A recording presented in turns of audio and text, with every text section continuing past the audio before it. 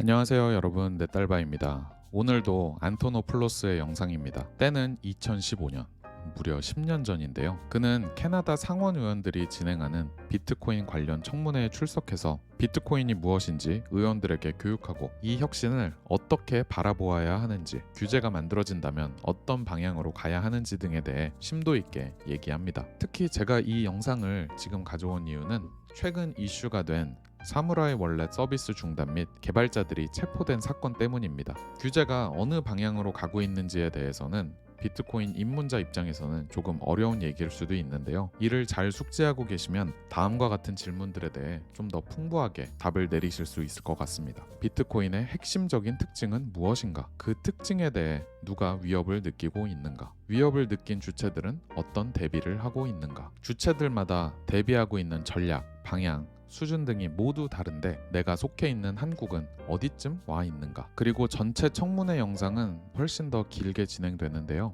오늘 영상에 반응이 괜찮다면 나머지 부분도 음성 더빙을 해서 올려보도록 하겠습니다. 자, 그러면 청문회 영상 한번 보시겠습니다. Fiat currency and BitPay, a payment system for Bitcoin. 지난주부터 우리 위원회는 비트코인 관련해서 비트코인 엠버시, 캐나다 비트코인 연합, 비트코인 파운데이션 등 관계자분들을 증인으로 초청하여 청문회를 진행하고 있습니다. 그리고 오늘은 안드레아스 안토노플로스 씨를 모셨습니다. 그는 둘도 없는 비트코인의 대가라고 알려져 있고 앞서 청문회에 초청된 수많은 증인들로부터 추천을 받았죠. 안토노플로스 씨는 비트코인의 기업가이자 작가입니다. 그는 런던 칼리지에서 컴퓨터 공학을 전공했고 비트코인, 정보보안, 암호학, 클라우드 컴퓨팅, 데이터 센터, 리눅스, 오픈소스 및 로보틱스 소프트웨어 개발 등 다양한 분야의 전문가입니다. 그는 지금까지 수백 개의 아티클들을 작성했고 전 세계 수많은 사람들에게 읽혔습니다. 또한 그는 12년 넘게 정보 시스템 보안 전문가로서 활동하고 있고 Let's Talk About Bitcoin의 팟캐스트도 진행하고 있습니다. 안토노플로스 씨는 대중을 상대로 많은 연설을 해오기도 했습니다. 올해 초에는 토론토 비트코인 엑스포에 참가했는데 지금 이 자리에 계신 위원님들도 많이들 다녀오셨죠. 마지막으로 비트코인 하는 사람들 사이에서는 아주 잘 알려진 마스터링 비트코인이라는 책의 저자이기도 합니다. 안토노플로스 씨, 이 자리에 와주셔서 감사합니다. Thank you, Chair and committee members. I appreciate the opportunity to contribute. 위원장님 그리고 위원님들 정말 감사합니다. 디지털 화폐 관련되어 중요한 증언들을 할 수 있는 자리에 초대받아서 영광입니다. 저는 정보보안과 네트워크 아키텍처 분야를 전공했습니다. 대학과 대학원에서는 각각 네트워크 및 분산 시스템 학위를 받았고 그 후 1992년부터 해당 산업에 종사해 오고 있습니다. 구체적으로 약 20년간 금융서비스 회사의 데이터 센터에서 일했는데요. 2011년 비트코인을 발견한 뒤로는 오로지 비트코인과 관련된 일을 풀타임으로 해오고 있습니다. 위원장님의 소개처럼 저는 소프트웨어 개발자들을 위한 마스터링 비트코인이라는 책도 썼습니다. 그리고 오늘 이 자리에서는 비트코인의 보안과 분산형 네트워크 아키텍처에 대해 얘기하게 되어 매우 기쁜 마음입니다. 이를 통해 개인 정보 보호, 개인의 주권, 혁신 및 규제 분야에 비트코인이 어떤 의미를 갖는지, 어떤 변화를 가져올지에 대해 말씀드리려고 합니다. 2008년 비트코인이 있기 전까지는 정보 보안과 분산화는 서로 반대되는 개념으로 인식되었습니다. 지금의 금융 시스템은 완전히 중앙 집중화된 통제 방식을 통해 보안이라는 목표를 달성하고 있죠. 마치 동심원처럼 가운데에는 중앙 당국이 존재하고 사용자들이 여기에 접속하기 위해서는 중앙 통제자에게 허락을 받는 식입니다. 당국은 막대한 권한을 부여받아 시스템에 대한 전권을 가지고 사용자들의 시스템 접근과 사용을 컨트롤합니다. 사용자들은 아주 까다로운 보안 절차들을 통과해야 하며 이를 위해서는 수많은 민감 정보를 제출해야 합니다. 이러한 시스템에 있는 사용자들은 기본적으로 규제와 감독을 받는 대상이기 때문이죠. 만약 시스템의 중심과 가깝지 않은 사용자라면 시스템 접근 자체가 불가능한 경우도 있습니다. 전 세계에는 은행 계좌조차 가지지 못한 인구들이 훨씬 대다수인 점을 생각해 보시면 됩니다. 또한 중앙화 시스템들은 말 그대로 단일 실패 지점이 존재하기 때문에 보안을 지키기 위한 수많은 계층 구조의 감독이 필요합니다. 그리고 이러한 보안 리스크와 소비자 보호를 명분으로 외부에서 일어나는 혁신과 경쟁을 기피하는 것이 현실입니다. 마지막으로 전권을 부여받은 중앙 주체들의 굳은 약속, 즉 자신은 결코 권력을 남용하지 않을 것이다라는 신뢰 없이는 이 시스템은 정상적으로 작동하기 어렵습니다. 가장 큰 취약점이죠. 그리고 불행하게도 혹은 당연하게도 중앙 집중식 시스템이 가진 권력은 언제나 남용되었고 이를 규제해야 하는 당국과의 유착마저도 항상 벌어지는 것을 우리는 목격해 오고 있습니다. corruption, and in the end, financial crises.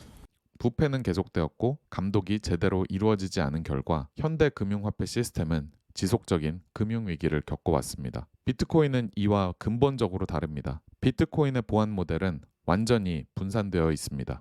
비트코인의 네트워크에는 중심이라는 것 자체가 존재하지 않습니다. 중앙의 권위, 권력의 집중, 완전한 신뢰로 작동하는 기존 시스템과는 전혀 다른 보안 방식으로 설계되어 있습니다. 네트워크의 보안과 진실성은 비트코인의 사용자, 즉 노드들에 의해 보장됩니다. 어떤 특정한 보안 지침이 상위 기관으로부터 노드들에게 하달되는 것이 아닙니다. 수천, 수만에 달하는 네트워크 노드들의 협업 그 자체가 전례 없을 정도의 훌륭한 보안 수준을 달성하는 것입니다. 보안 구조뿐만 아니라 지불이 일어나는 방식 자체도 전통 방식과는 아예 다른 방식을 사용합니다. 비트코인이라는 디지털 통화는 은행 계좌나 신용카드, 페이먼트 서비스 같은 거라기보다는 현찰입니다. 네트워크 용어를 사용하자면 우리가 지금껏 사용해왔던 모든 방식은 풀 메커니즘, 당겨오는 메커니즘, 즉 타인이 저장해둔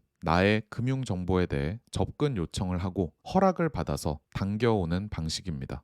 하지만 비트코인은 푸시 메커니즘입니다. 다시 말해 내가 사용하고자 하는 금액을 디지털 토큰의 형태로서 직접 네트워크에 밀어넣어 전파하는 방식으로 거래가 일어납니다. 이러한 거래를 위해서는 누군가의 승인이 필요한 것이 아니기 때문에 매번 사용할 때마다 중앙기관은 사용자의 신원을 요구할 필요가 없습니다. 막대한 양의 사용자 민감 정보가 수집되는 바람에 항상 골머리를 앓아온 고객 정보 해킹, 유출 문제가 애초부터 존재하지 않습니다. 사용자들의 자유로운 거래를 막을 수 있는 주체는 없고 한번 일어난 거래는 되돌릴 수 없습니다. 비트코인 거래는 개방형 네트워크를 통해서 언제나 투명하게 일어납니다. 이 두 가지 중요한 특징, 비트코인의 독특한 분산형 보안 모델과 검열에 저항하는 거래 방식은 사용자들이 네트워크에 접근하는 방식, 기술 혁신, 민감 정보 보호, 개인의 금융 주권, 소비자 보호 및 규제 등의 아주 중요한 의미를 갖습니다. 좋은 의도, 나쁜 의도를 가진 그 어떤 주체라도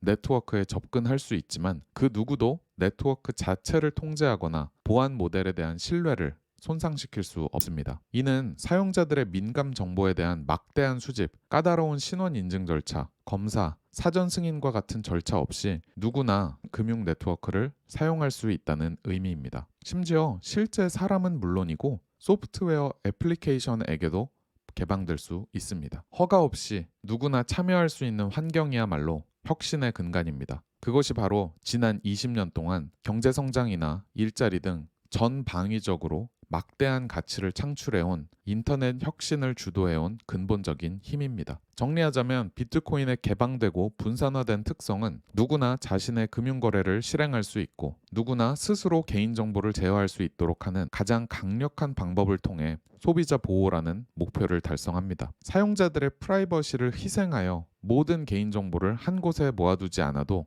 비트코인은 잘 작동합니다. 매번 거래가 일어날 때마다 해당 거래 내역과 개인 식별 정보를 일일이 매치시키지 않아도 됩니다. 내가 잘 가지 않는 곳, 예를 들어 해외에 나가서 카드를 썼을 때 바로 이상거래로 의심된다는 통지를 받는 지금의 상황을 생각해 보시면 비트코인의 보안 모델이 사용자 정보 수집 없이도 아주 잘 작동한다는 말을 잘 이해하실 수 있을 것 같습니다. 민감 정보를 안전하게 저장하고 잘 보호하기 위해 무한한 신뢰를 받아야 할 검증된 중개자도 필요가 없습니다. 비트코인 거래는 개인을 식별할 수 있는 정보가 따라붙지 않습니다. 따라서 사용자는 신뢰받는 중개자에 의존하지 않고도 자신의 개인 정보를 스스로 보호하게 됩니다. 신뢰를 받아야 할 주체가 없기 때문에 지금과 같은 수준의 감독과 규제가 필요하지 않습니다. Bitcoin financial services are not vulnerable to central point of failure.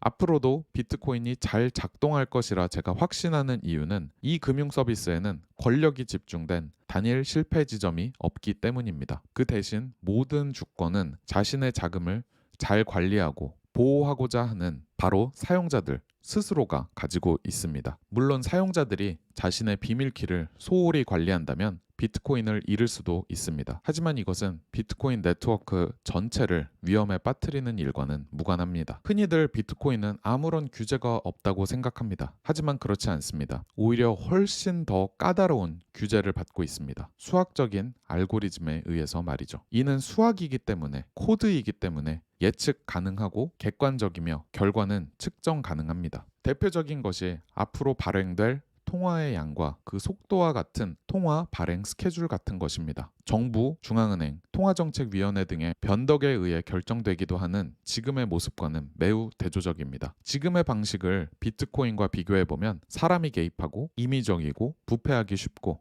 대체로 투표와 같은 민주적인 절차와는 무관하게 이루어집니다. 중앙은행장들은 통화 공급량에 대해 국민들과 소통을 할 때 분명한 방식보다는 아주 미묘하고 수사적인 어구를 구사합니다. 때때로 혹은 자주 이들에 의해 한 나라의 화폐 유통 속도가 급증하거나 하루아침에 가치가 절하되기도 합니다. 반면 비트코인 네트워크의 사용자들은 향후 30년, 50년, 100년 후의 비트코인 공급량에 대해서 그 누구의 호언장담 없이도 확실하게 알 수 있습니다. 비트코인의 분산형 아키텍처는 규제기관이나 전통 금융 소비자 입장에서 매우 어색할 수 있습니다. 대규모의 글로벌 분산 네트워크이면서 동시에 매우 안전한 시스템이라는 것은 지금까지 존재하지 않았기 때문이죠. 탈중앙화와 강력한 보안을 절묘하게 결합시킨 것, 동시에 달성하는 것은 비트코인만이 가진 참신함의 핵심입니다. 금융 시스템은 기본적으로 소비자 보호, 감독, 감사 및 규제를 받아온 영역입니다. 따라서 많은 사람들은 자신에게 친숙한 방식의 것들을 비트코인에 적용해야 한다고 생각하기 쉬운데요. 하지만 지금까지의 제 얘기, 비트코인만이 갖는 아주 독특한 특징과 참신함을 잘 이해하신 분이라면 새로운 디지털 통화 시스템의 과거의 모델을 그대로 적용하는 것은 오히려 큰 리스크가 있음을 충분히 공감하실 거라 생각합니다. 물론 중앙 집중식 금융 네트워크에 대한 규제와 감독은 우리에게 친숙한 모델이고 늘 해오던 것이니 당연히 이해하기도 쉽습니다. 하지만 비트코인에게는 비효율적입니다. 적합한 모델이 아닙니다. 저는 이 자리를 빌어 이 분산형 네트워크에 중앙 집중식 솔루션을 적용하려는 유혹을 과감히 뿌리쳐 주실 것을 여러분들께 촉구드립니다. 비트코인을 중앙 집중화시키면 보안이 약화되고 혁신 잠재력이 둔화되며 파괴적 혁신은 사라질 것입니다. Features and disempower its users while empowering incumbents. 비트코인의 중앙 집중화는 사용자의 주권을 박탈합니다.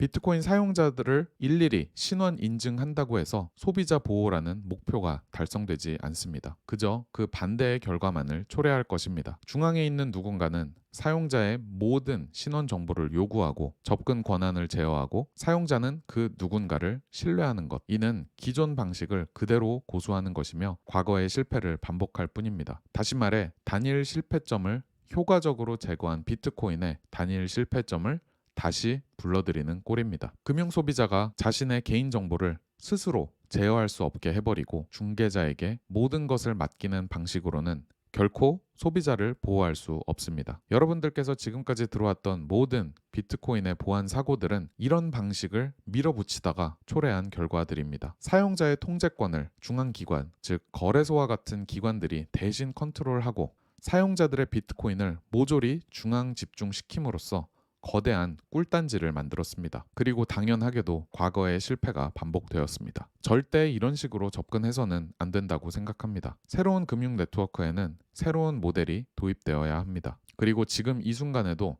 다중서명 에스크로, 스마트 계약, 하드웨어 지갑, 분산형 감사, 보유자산 직접 증명과 같은 혁신들이 활발히 태동하는 것을 저는 지켜보고 있습니다. 이런 것들이 분산형 디지털 통화, 새로운 금융 네트워크인 비트코인에게 적합한 규제 및 보안의 도구들일 것입니다. 제 모두 발언은 여기까지입니다. 청문회에서 연설할 기회를 주셔서 다시 한번 감사드립니다. Well, thank you, Mr. Antonopoulos, for your opening remarks. They have clearly resonated. 오프닝 멘트 잘 들었습니다. 공감되는 부분과 함께 한편으로는 많은 질문거리가 떠오르네요. 다른 의원님들께 마이크를 넘기기 전에 제가 관찰한 것들부터 먼저 좀 말씀드려 보겠습니다. 비트코인의 분산형 네트워크 보안 모델이 실제로 안전한 것이며 비트코인이 제공하는 금융 서비스는 단일 실패 지점이 없기 때문에 지금과 같은 감독이나 규제가 필요 없다고 하셨는데요. 이에 따라 정부 및 기타 규제 당국에 의해 통제되면 안 된다는 결론을 말씀해 주셨습니다. 그대로 인용하자면 비트코인을 중앙 집중화하면 보안이 약화될 것이다 라고 하셨죠. 하지만 비트코인으로 이루어지는 불법 활동들에 대해서는 전혀 언급이 없다는 것이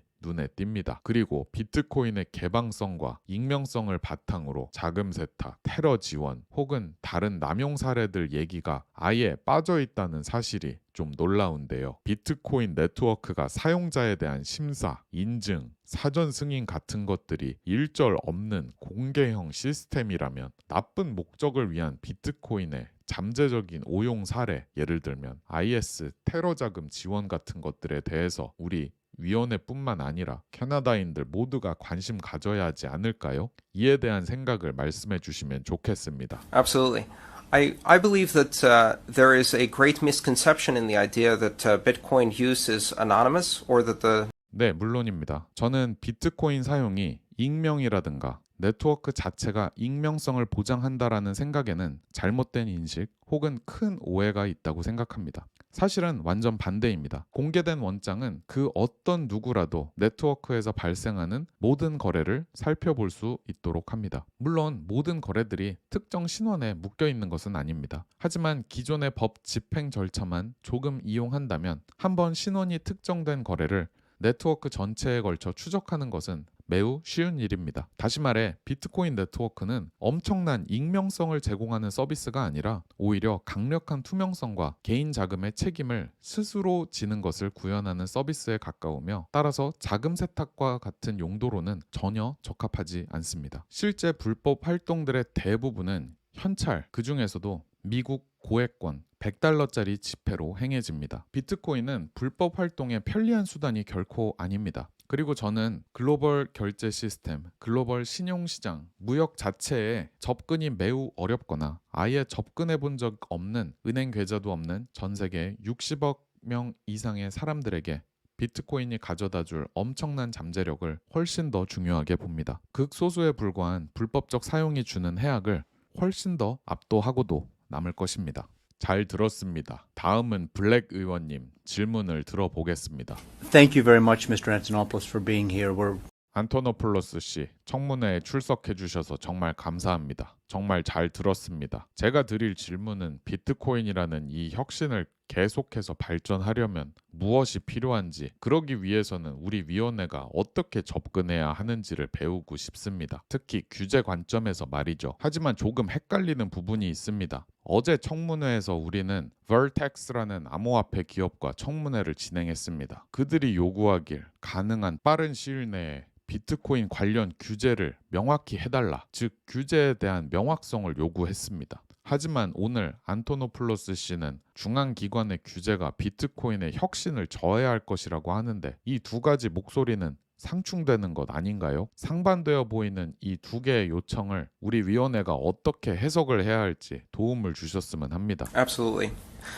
I believe that the best way to help Bitcoin is 네, 설명드리겠습니다. 제 요청을 요약하자면요. 비트코인의 혁신을 지속적으로 이루기 위해서는 중앙 집중화된 전통적인 금융 모델, 즉 현재 은행과 같은 기관에 적용되는 규제를 그대로 적용해서는 안 된다는 것입니다. 규제의 궁극적 목표라고 할 수 있는 소비자 보호를 달성하기 위해서 비트코인은 기존의 규제의 틀과 잘 맞지 않을 뿐더러 하던 방식을 그대로 적용하는 것은 원하는 목표도 달성할 수 없습니다. 비트코인은 프로그래밍이 가능한 화폐로서 디지털 다중서명 에스크로와 같이 소비자 보호를 할 수 있는 훨씬 더 다양한 방식이 있다는 점을 인식해야 합니다. 지금의 금융 시스템을 살펴보면 고객 스스로가 예금을 모조리 현금으로 인출하지 않는 이상 그의 모든 계좌는 은행의 신탁 계좌입니다. 다시 말해 본인 계좌에 존재하는 숫자는 그만큼의 돈이 미래 어느 시점일지라도 은행에 잘 보관되어 있을 것이라는 약속, 돌려달라고만 하면 돌려줄 것이라는 약속에 불과합니다. 자금은 전적으로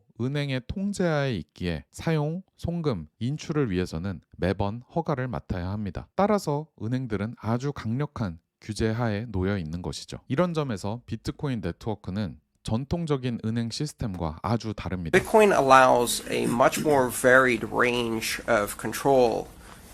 비트코인은 비밀키를 소유한 사용자가 자신의 자금을 완전히 통제합니다. 타인인 그 누구도 비밀키 없이는 자금에 접근하거나 사용할 수 없습니다. 물론 앞서 말씀드린 디지털 다중 서명과 같이 사용자가 원한다면 금융 서비스 기관의 개입을 약간 허용할 수도 있습니다. 예를 들어 은행이 공동 서명자의 역할을 수행하여 거래를 승인하는 데에는 개입하지만 자금의 방향을 변경할 수는 없게 할 수도 있습니다. 이처럼 사용자 본인 외에 제3자 금융기관이 자금에 대한 통제권을 일부 갖게 된다면 당연히 규제가 있어야 하고 프로그래밍 가능한 비트코인은 앞으로도 무척 광범위한 가능성이 있기 때문에 규제는 어떤 방식으로든 필요할 것입니다. 결국 여기서 중요한 것은 사용자의 자금을 누가 통제하느냐에 따라서 전혀 다른 접근 방식의 규제가 이루어져야 한다는 것입니다. 너무 중요하니까 한 번 더. 사용자의 자금을 누가 통제하느냐에 따라서 전혀 다른 접근 방식의 규제가 이루어져야 한다는 것입니다. 만약 제3자가 사용자의 비트코인을 완전히 통제하는 상황이라면 이 비트코인은 더 이상 비트코인 자체의 보안 모델로 관리되는 것이 아닙니다. 사용자의 자금은 더 이상 분산형 네트워크 내에서 비밀키, 디지털 서명을 하는 방식으로 관리되는 것이 아니라 거래소와 같은 타인이 고객들의 모든 비트코인을 관리하는 것입니다. 바로 이런 상황에 놓인 고객의 자금이 지금으로서는 규제의 회색 영역에 존재하는 것입니다. 비트코인에 대한 명확한 규제가 없으니 그러한 서비스들, 예를 들면 거래소와 같은 기관들은 전통 금융 수준의 규제를 받지 않습니다. 동시에 비트코인의 분산형 보안 모델의 보호도 받지 못합니다. 그리고 항상 그런 일이 일어날 때마다 거래소 비트코인 대량 해킹과 같은 재앙을 초래한다는 것을 우리는 배워왔습니다. 정리하자면 사용자가 자신의 비트코인에 대해 완전한 통제권을 갖는 경우 기존 금융 규제를 그대로 적용하는 것은 이치에 맞지 않습니다. 그리고 다시 한번 강조하지만 비트코인은 프로그래밍 가능한 화폐로서 지금 이 순간에도 끊임없이 발전하고 있는 까닭에 다양한 보안 모델들이 존재할 것입니다. 앞서 언급한 금융기관과의 다중 서명을 통해 추가 서명 없이는 돈이 유출되지 않도록 하게 하는 이른바 하이브리드 모델도 있을 수 있습니다. 아니면 현재의 거래소와 같이 사용자는 자신의 자금에 대해 통제권이 전혀 없고 모든 자금은 중앙기관이 통제하는 모델도 있습니다. 이런 다양한 모델들에 대해 천편일률적인 규제, 그것도 기존 금융 시스템과 동일한 규제를 적용한다면 비트코인을 더 나은 솔루션으로 발전시키는 데 매우 해가 될 것입니다. 다시 한번 강조하지만 사용자 자금에 대한 통제를 중앙 집중화시키는 것은 결국 소비자를 위험에 빠뜨리는 일이 됩니다. 자금에 대한 통제권을 누가 가지고 있냐에 따라 선별적이고 세심한 수준의 정책 결정이 필요합니다. 자, 여러분 어떠셨나요? 사용자의 자금을 누가 컨트롤하느냐의 문제가 왜 이슈의 중심에 있었는지 좀 이해가 가시나요? 앞서 말씀드린 사무라이 월렛 케이스에 대한 항변은 한마디로 야, 나 고객 자금에 대한 컨트롤 전혀 없어. 나는 이 서비스 이용하는 사람들의 비밀키에는 손도 안 대거든? 근데 내가 왜 머니 트랜스퍼 비즈니스, 송금 서비스인 거야? 비트코인은 머니, 비트코인은 돈이다라는 걸 이제 인정하는 거야? 라고 할 수 있습니다. 규제는 앞으로도 불분명하고 임의적일 것입니다. 과연 이번 이슈와 관련해서는 논쟁이 어떤 식으로 발전해 나갈지 잘 지켜봐야겠습니다. 한 가지 또 덧붙이고 싶은 말은 한국 밖에서는 무려 근 10년 전인 2015년에도 이 정도 수준의 청문회가 이루어졌다는 사실이 그저 놀랍고 부럽네요. 오늘도 영상 시청해 주셔서 감사합니다. 모두들 안녕.